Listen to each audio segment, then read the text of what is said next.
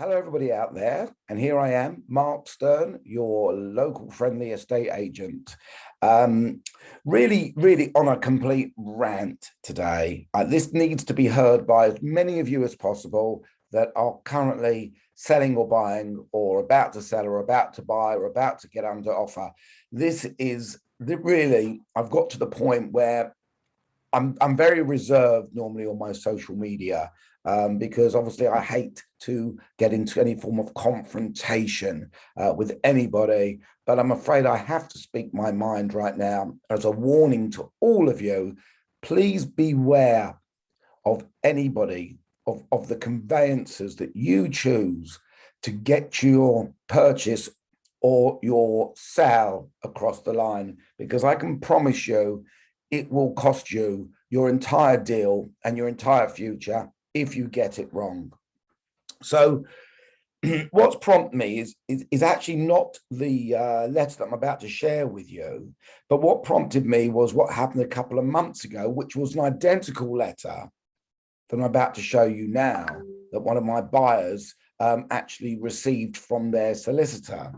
So if we look at this letter, so somebody that I've got buying a property through me right now, in the last sort of 3 to 4 weeks, their solicitor has gone completely silent and had no communication with them whatsoever. So I have blanked out the names of the actual company because I don't want to get into too much trouble over this. But here we go. So the such and such as solicitors have lost key professional staff, which has severely impacted their ability to service their current workload. As a result, their service levels have deteriorated below the level accepted for our customers, as if they care. We are implementing contingency plans, which include having other firms on our conveyancing panel on standby to take over instructions where possible. Sounds like they're going out of business to me. Any other company, it sounds like you're going out of business. Those customers who are repaneled to other firms will receive appropriate service levels from the new professional teams, they hope.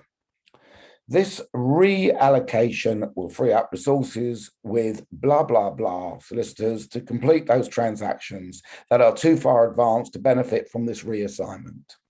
The communication is intended to provide advance notice of the situation. It will be followed up by a call from one of our support staff to take your instructions forward in a manner that suits you. Should you be in a position to confirm your willingness to be repaneled to another conveyancing firm, please advise us accordingly by return email. This will assist us to progress your instructions immediately. All monies on account paid to blah, blah solicitors will be transferred along with your file to the new conveyancing firm. So basically, they can't cope. Now, this is not the first time. This is the second time I've personally dealt with it. But with all my estate agent colleagues and friends throughout the UK, I'm actually posting this on our agency boards and blogs. And this is a pandemic. I love that word. It's a new word, isn't it? Well, it's 3 years old now almost. And it's a pandemic of poor customer service. It's overselling their services and not being able to deliver. The old common fault that's out there in business is overpromising and underdelivering. Oh my God, it's just ridiculous.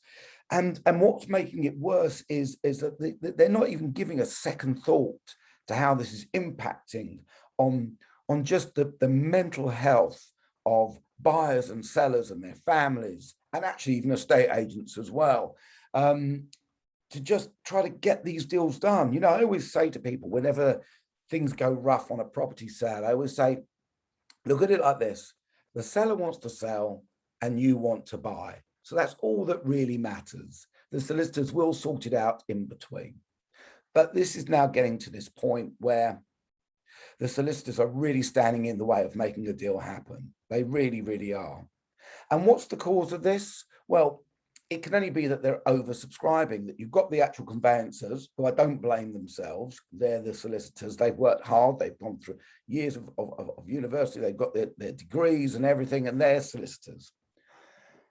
but they're being run by managers who are just basically salespeople who are trying to get more and more and more and more business. And, you know, I don't know if you have ever experienced this, but I can recall just even 4 years ago, 5 years ago, where you'd phone a solicitor. In fact, I just had this yesterday with one of the solicitors that I always refer, and they say, I'm not taking on any more clients at the moment because I'm up to my quota. I've got enough to see me through. I won't be able to deliver the service. They'll have to wait for months and months and months. It's like, great, thank you for being honest.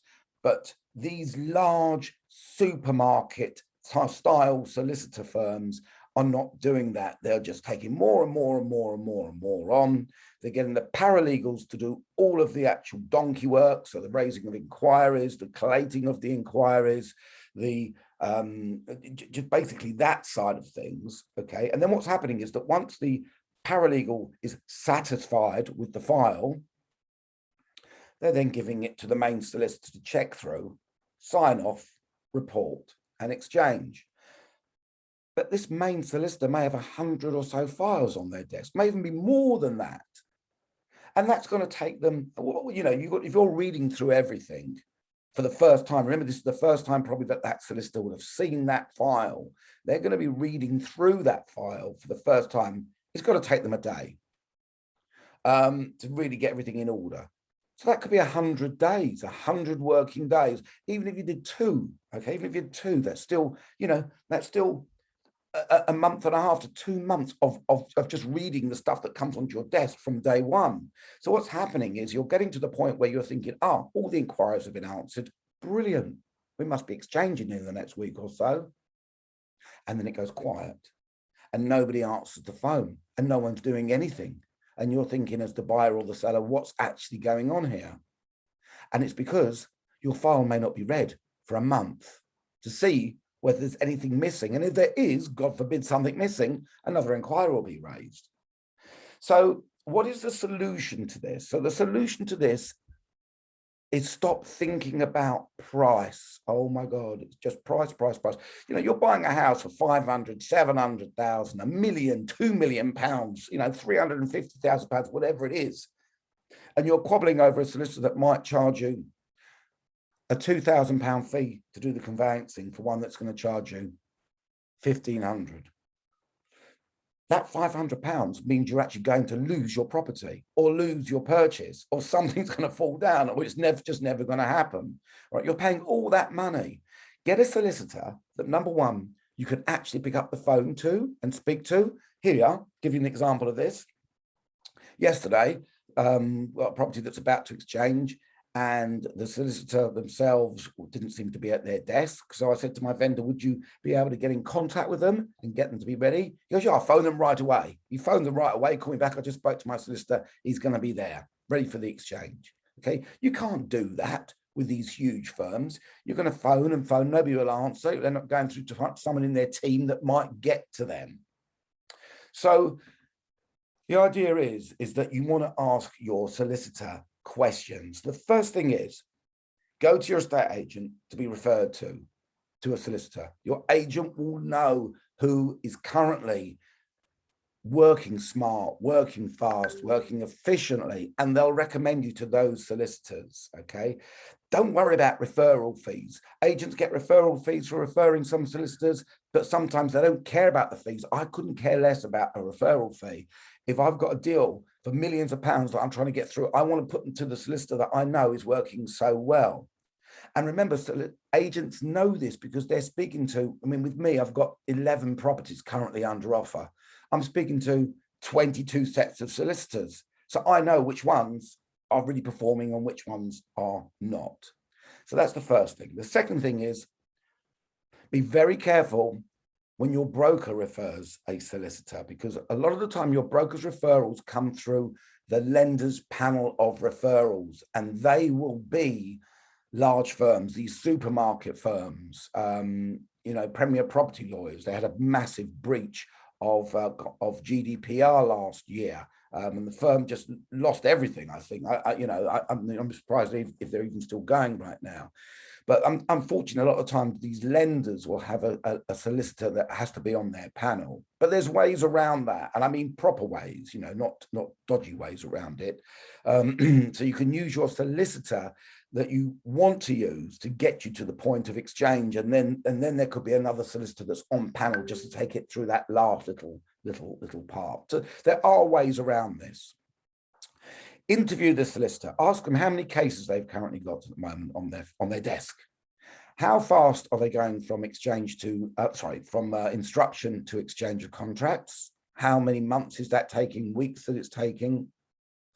Don't let them turn around and say it depends on the other side. Obviously, it does depend on the other side, but if everyone's asking that same question, then the answer will be less and less each time because everyone's asking for the same. Asking how much work that solicitor does personally on your case. Are they going to be raising the inquiries, or is it going to be a paralegal? Nothing wrong with paralegals because they're learning the job, and there's absolutely nothing wrong with them. They're actually amazing, and they work to speed things up, and they really do. They're great at you know, being delegated to and doing that. So in fact, I love paralegals and do think that you should not as a big X, but it's how close they work with the paralegal, which is very, very important indeed. In other words, is the paralegal their assistant, or are they in a completely different office doing something completely, you know, different, working as part of a paralegal team rather than with the solicitor. And if you have to ask, obviously you're going to want to know what the price is. That's fine, but don't let the price be the deciding factor.